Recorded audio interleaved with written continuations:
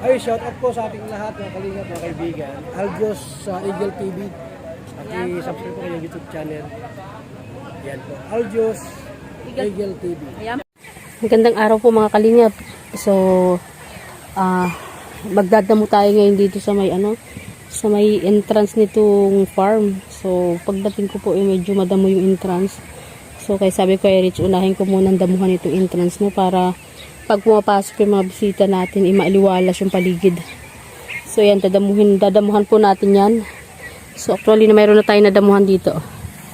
Yan, nakapagdamo na tayo dyan. Yan, portion na yan dyan, nadamuhan natin. So, dadamuhan natin yan hanggang dun. Ayan, papunta po yan dun sa taas. Sa rest house. So, yan, samahan nyo po ako dito sa pagdadamo. Pag nalinis ko na po kasi ito, pabayaan na natin si Rich kung anong itatanim niya dito kasi mahilig yun magtanim-tanim eh. Kaya pagka malinis na yung paligid, marami na siya may tatanim. So, pero plano niyang lagyan ito ng ng kangkungan itong paligid na to. Para makarami tayo ng kangkong para sa pakain din sa ating mga itik. Tatadta rin. So, yan mga kalingap, no? Samahan niyo ako sa pagdadamo. Damuhan natin tong portion na to, area na to, yung entrance. Kasi pagpasok po ng mga bisita, yan, yung entrance agad ang bumubungad sa kanila, madamo. So yan muna unahin natin linisin ngayon habang wala si Rich at umalis sila ni Jose para punin yung postiso yata niya. So yan mga kalingap, samahan niyo ako dito sa pagdadamo natin.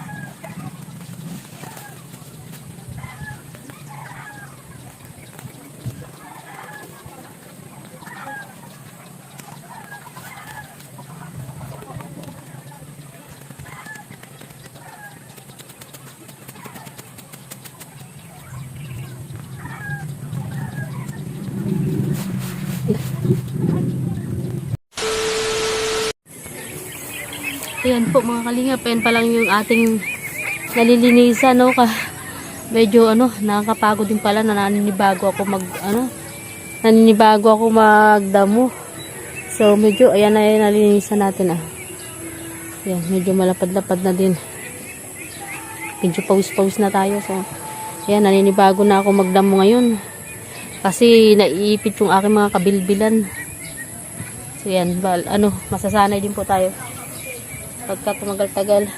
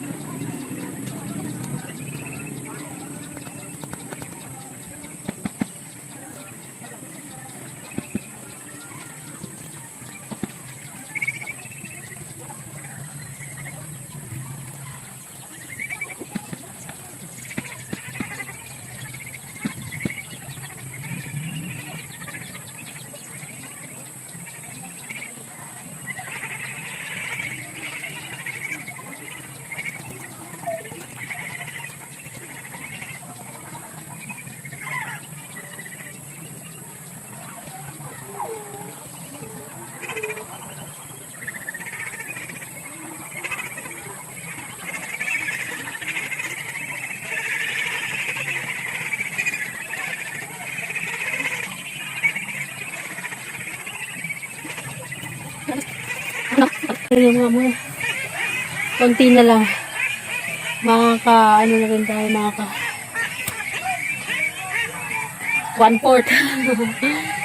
So, yan, nakakapanibago, no? Ganun po talaga kapag mahal niyo po yung partner niyo.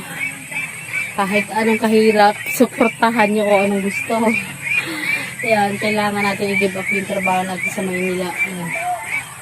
Para makasunod dito kay Rich, no? Kasi